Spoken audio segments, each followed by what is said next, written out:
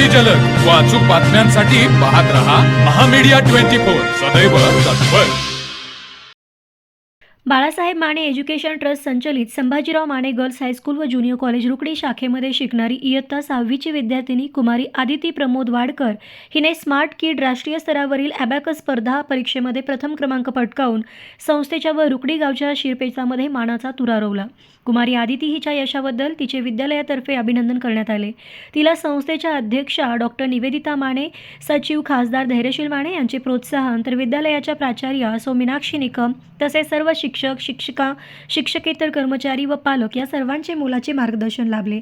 या प्रसंगी विद्यालयाच्या प्राचार्य सौ निकम मॅडम यांनी पुष्पहार घालून तिचे अभिनंदन केले।